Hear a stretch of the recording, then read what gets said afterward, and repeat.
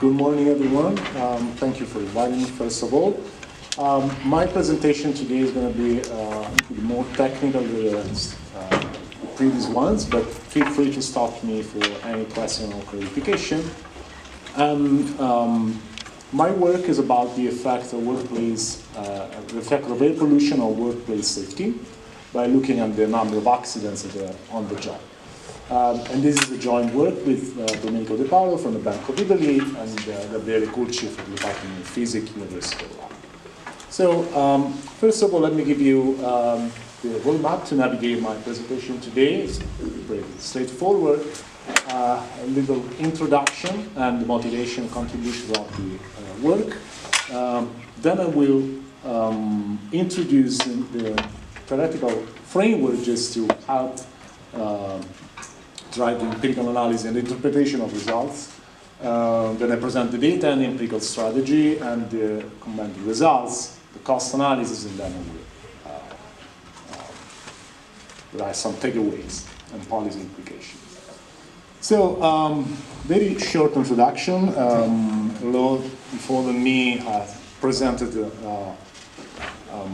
something about air pollution, but for those of you who might not be familiar with the topic, as you know, air pollution, it's a global issue, an important determinant of both health and human capital development.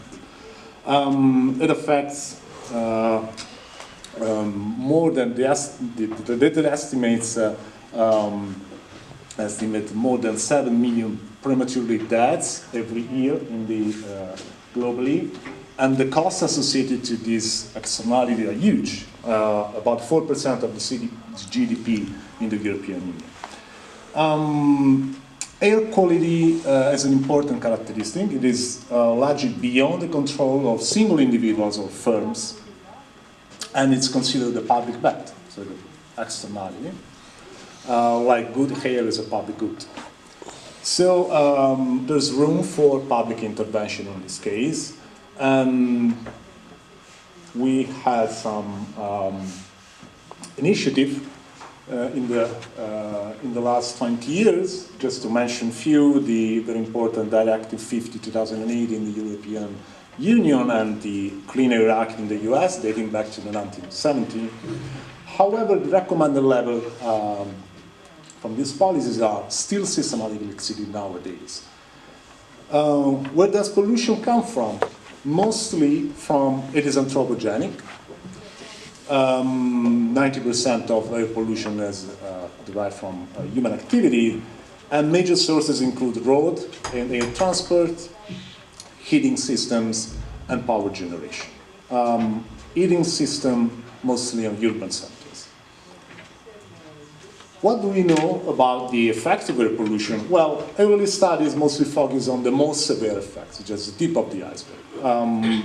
There's evidence, wide evidence, documenting effect on mortality, hospitalizations, and also there are studies documenting effect, the long-run, mid-term, long-term effects from indoor exposure, and there are papers showing also that individuals exposed in utero have long-term effects, even in earnings.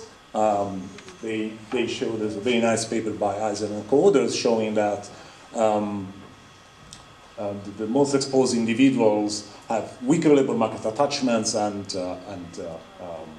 impacts on earnings later in life. What are the pathway, the health pathway, the mechanism? So pollution, particularly particulate matter, travels the blood vessels and reach the alveoli, and this causes strong oxidative stress and inflammation processes. But this is just the tip of the iceberg. This constitutes just the most visible effects. Along with these visible effects, literature and research has shown many other dimensions affected by pollution that have been defined as latent effects, subtle effects.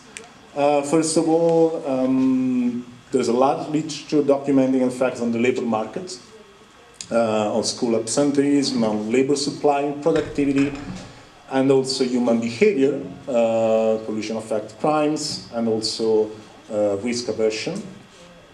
And also there are, studies documenting effects on the cognitive abilities. So pollution strongly affects your cognition capacity, or you process information, and there are papers showing the decline in school performance and the academic performance.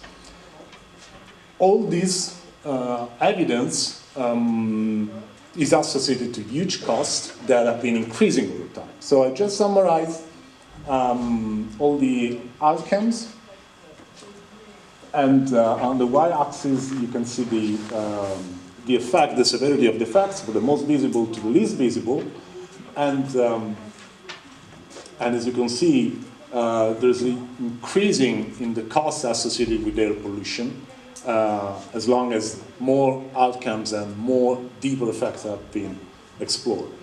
Our paper placed just in between the productivity and cognitive ability, because the mechanism is not directly due to visible health effects, but more on cognition and fatigue, coordination failure, and so on and so forth.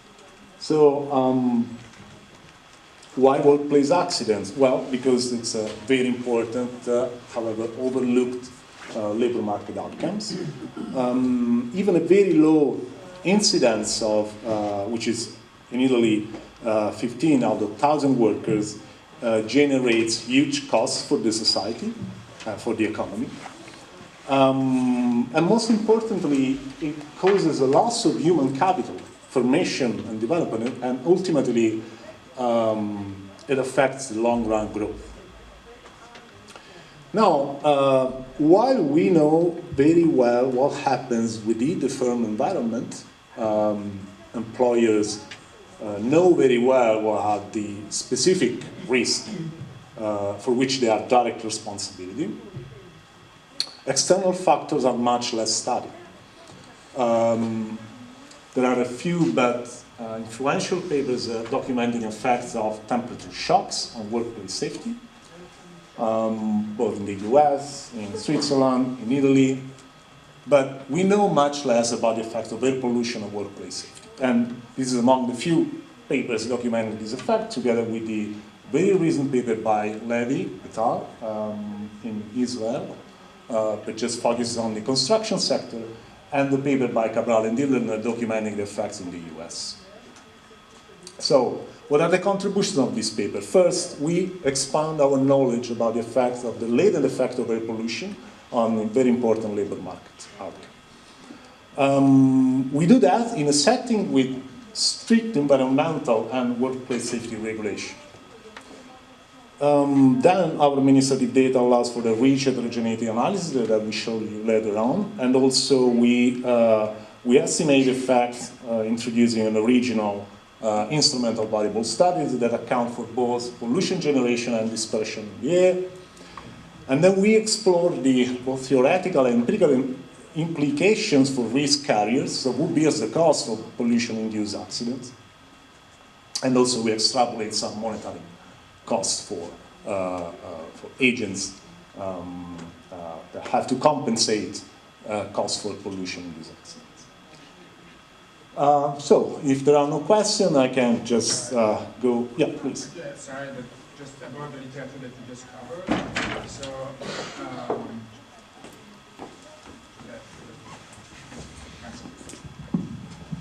do you also have papers showing how people are reacting? I mean, do people are becoming more mobile, or kind of living areas where you have more pollution, even at the local level? In this type of literature, or most of the literature is looking only at negative outcome, like all the consequences of the pollution? If I well understood the question, pollution is mostly local externalities. All the effects are mostly based on the local areas. No, I understand that, but I'm saying that on one hand you're saying that people can control pollution at the level of the firm level, but the consequences are for the workers of the firms, right? So my question, do you have literature also looking at how people are reacting in terms of mobility? Do people move from the street where you have more pollution to another one? Do they change their kids from a school where you have more pollution to less pollution? Absolutely. So do you also have papers looking at that? Absolutely, there are many papers looking at that, because avoidance and law, as documented before, avoidance is an issue in pollution literature, as you can avoid easily pollution if you have the means to do that. And I will account for that, just I will show you later on how we account for this avoidance behavior. But of course there are studies looking at transboundary pollutions, how people react and how people behave. And there are also studies documenting that pollution capitalizes to house prices and other amenities. Yeah, it's a big issue, of course. Okay, so suppose you have a very simple cost function. Okay, so you have an employer, and you have to minimize the cost of pollution accidents, okay, because you don't want to compensate too much. So we can divide the cost for the employer, the cost borne by the public insurer, by just setting an exogenous parameter alpha. Okay, so the employer pays alpha, and the public sector pays 1 minus alpha, the complement. In our case, and in many cases, many settings, alpha is exogenous, it's just set by the law. For instance, in Italy and in other countries, there's a mixed compensation schemes in which the most severe accidents are paid by the states and the less severe, mild accidents are paid by the employees. And this depends basically on the duration of sick leaves. So in this mixed compensation scheme, we have a cost function is given by the share paid by the employer E and the share by the employer, covered by the public insurer. The optimization problem is very easy.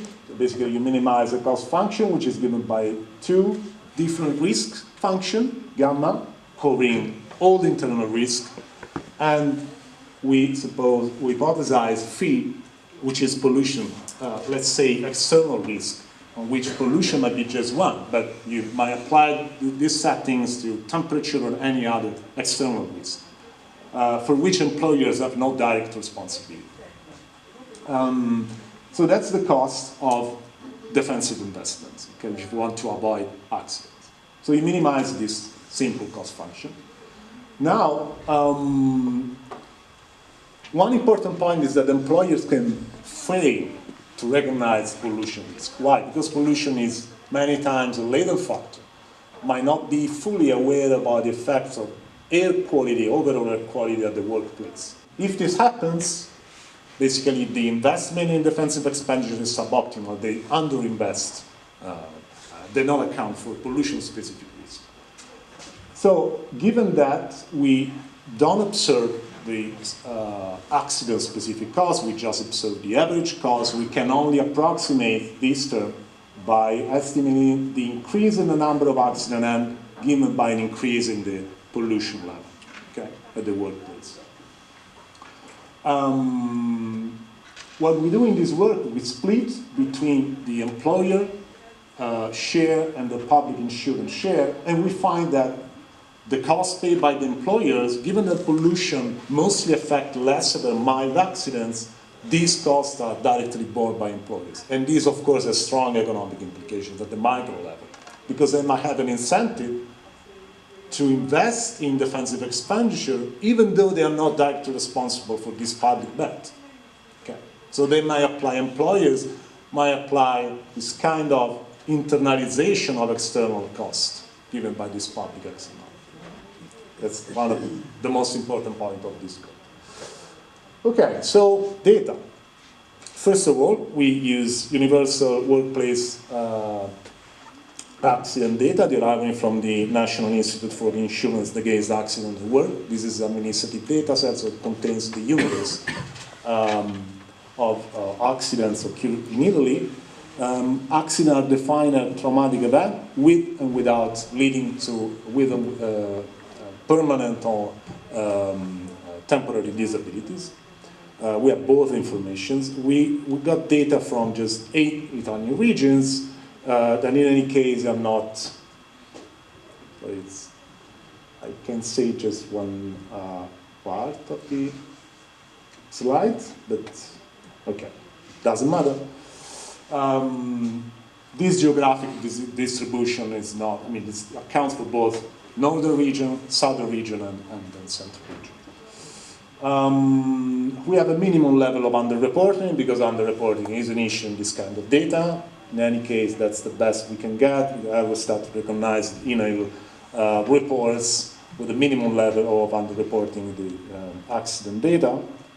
We have also, along with the accidents detail, the accident characteristic and the employer's characteristics, anonymized. So we know the employers, the sector, the economic sector, the age, sex, nationality, and birth municipalities, the number of compensated days, the degree of disability, and so on and so forth. And importantly, we know whether the accidents occur in itinerary or not, or at the workplace. We align this data set with the workforce composition data, again, administrative data set provided by the National Institute of Social Security. We have data at the monthly municipality level. We don't have daily data, daily level data in this case, but this is very important to control for the labor supply, at least at the month municipality level. We clearly align this data set with the environmental data, both air pollution concentrations. We consider both PM10, daily concentration of PM10 from monitoring station that we interpolate using standard methodology, and also an air quality index based on 4 pollutants, 4 main pollutants.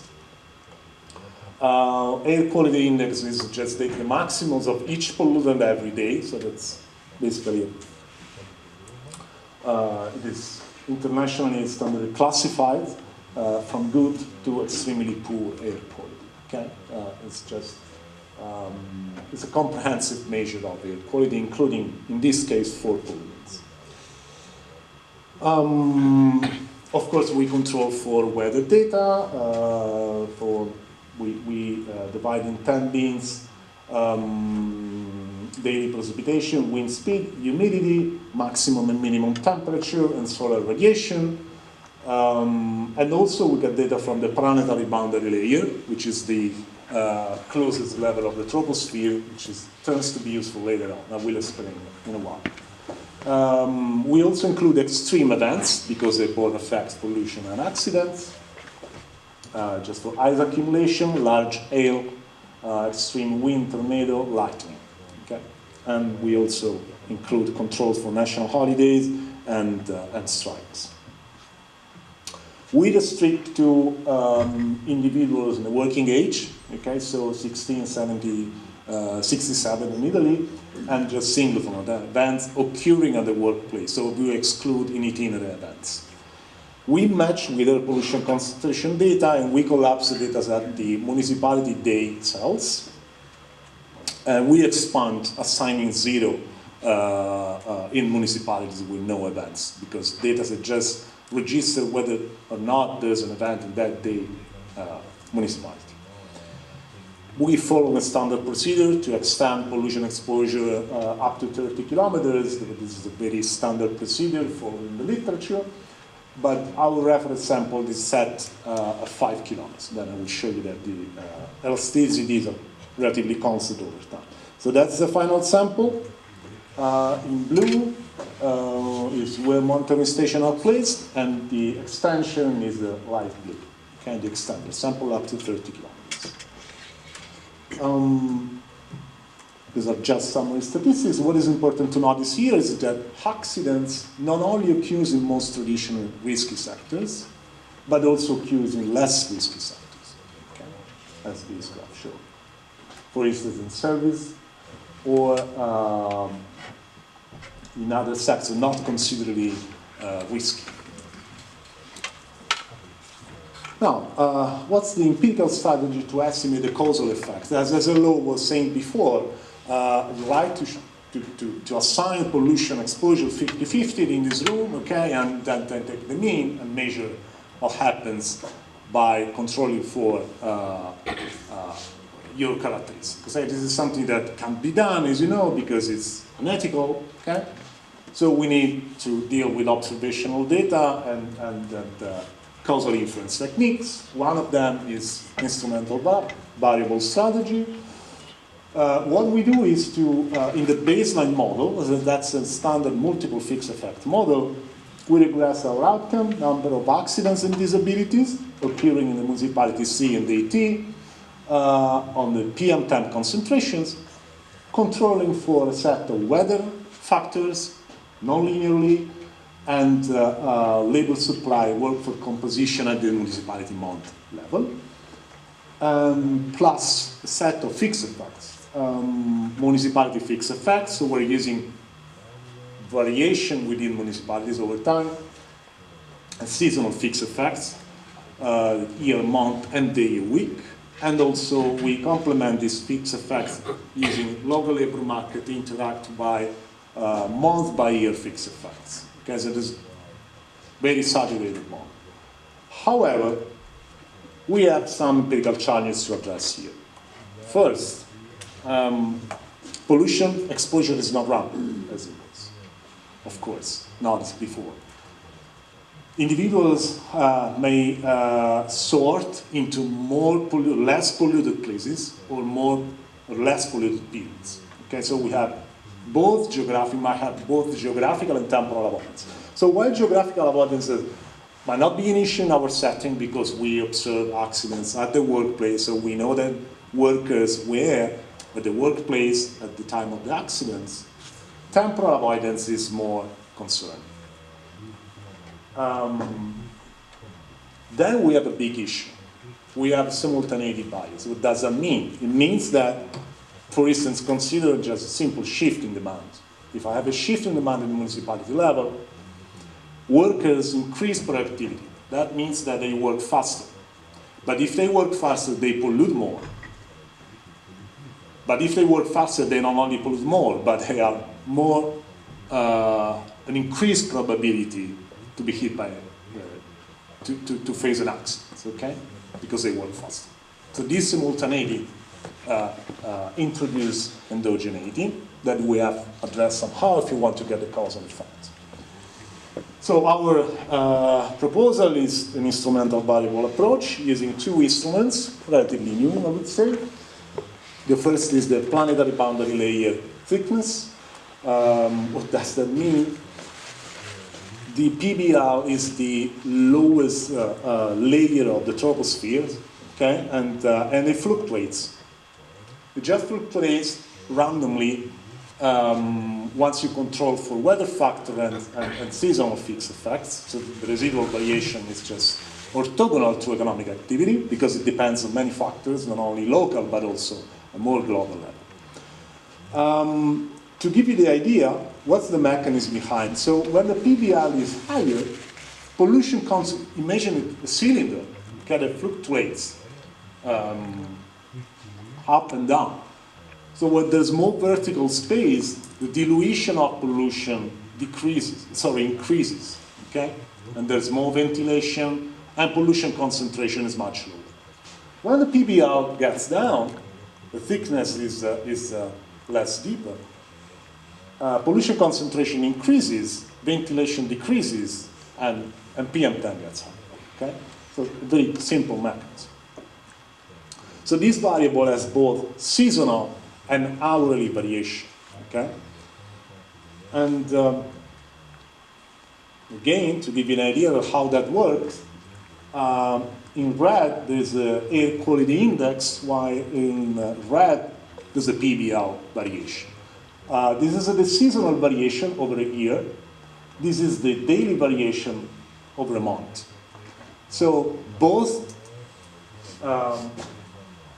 variations are useful to predict very well the pollution concentrations, and where the PBR gets down, pollution gets higher, and vice versa. And this happens even on a daily basis. Okay? And this is the variation we use to estimate how pollution disperses in the air. This is just the first instrument to account for pollution dispersion.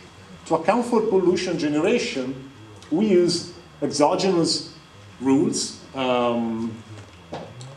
have in Italy, but they exist in other countries, to set the heating system when it's winter. It's regulated at the municipality level. There are the combination of groups, periods allowed for winter heating, in different periods. And this scheme classifies all Italian municipalities in 6 climate areas, from A to F. We don't include F because municipalities are allowed to use winter heating all year round, like very high mountain areas. So each class is allowed to use heating in specific periods. So winter heating, when winter heating is allowed, even though Italy is using, like Belgium, more modern technologies, about 60% of heating system is still fueled by fossil fuel. So this basically leads to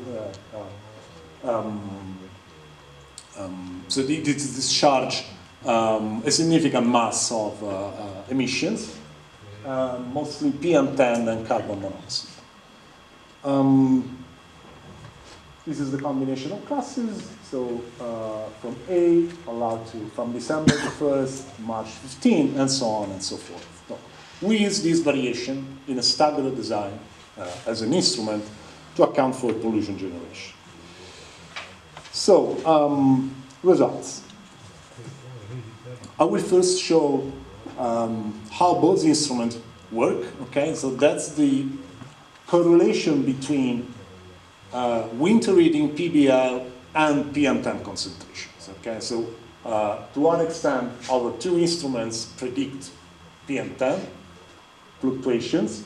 The impact is positive. When winter reading is allowed, there's an increase of an average of 3.7 microgram per cubic meter in PM10.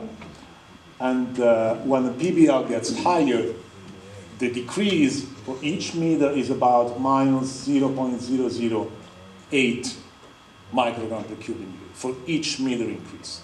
Okay?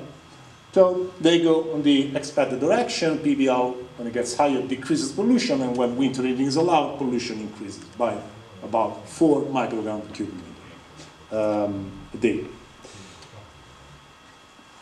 To further convince you, I will show you this event study, okay? Estimates. This is what happens before and after winter reading is allowed. Pollution is relatively stable before winter reading turns on, and then after 1-2 days it gets higher. There's an increase in the concentration of PM10 because of winter reading. Okay, it takes a little bit of time because the compliance is not 0-1. Okay, it depends on temperature. Even if you're allowed to use the winter reading, you want to save money. So if temperature is not cold, the compliance is not perfect. Okay, but if you control for temperature, this is accounted for. The partial compliance just results in less instrumental validity. Okay, it doesn't affect sort of validity. Okay, so main results. First of all, there's a difference, big difference between naive OLS estimates and the causal estimates. This is normal, even at a high frequency setting. So if you don't account for endogeneity, pollution is severely underestimated. And the two-stage square estimates estimate 0.07 additional accidents for 10 microgram increase in PM10, which is quite big. To give you the sense of this estimate, the elasticity is 0.12, okay, so it's quite high, economically meaningful. Why we find no effects on the number of permanent disabilities?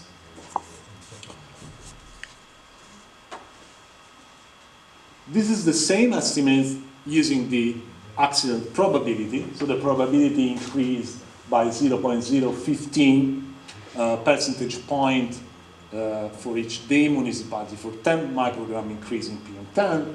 And again, we find no impact in the permanent disabilities.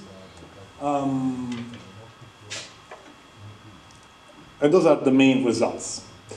Now, our data allows to carry out a rich heterogeneity analysis. The most important one is the one by age that I will present today.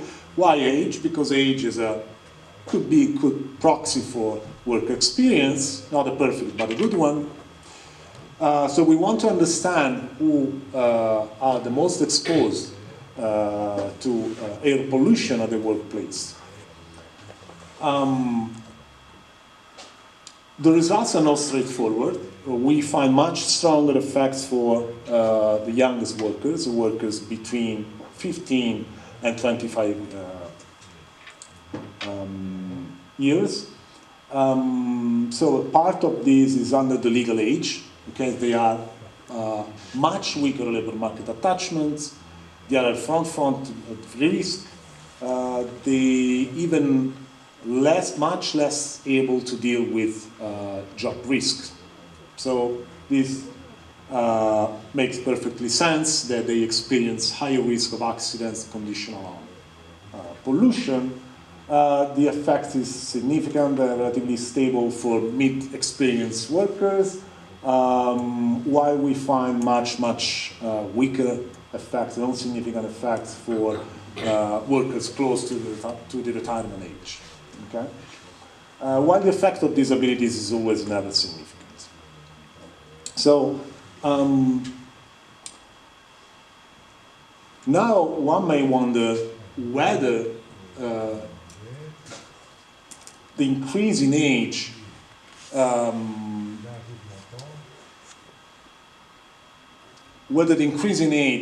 is linked also to an increase in vulnerability.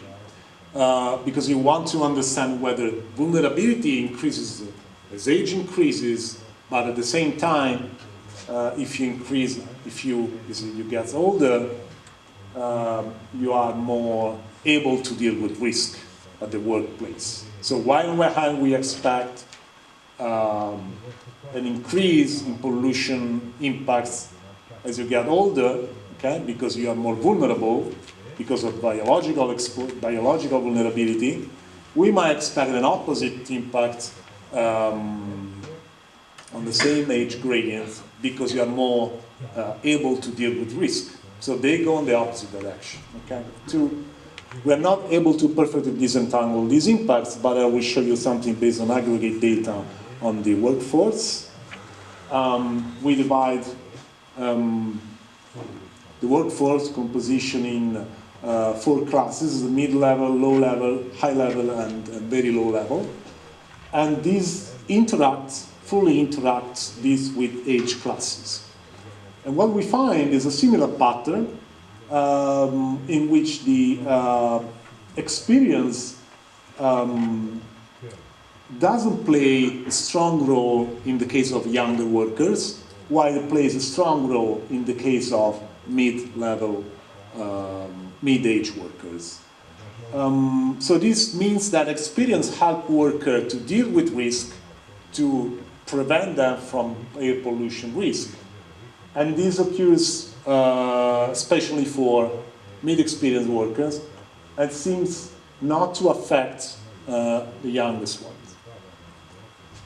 Of course, this is not ideal exercise, because if you want to go through this mechanism, you would need individual level data, employee data, because you want to track workers both in their experience and their health. This is not the case. We just have individual level data for accidents, while we have aggregate workforce at the municipality level, the month level. But they seem to go in expected direction.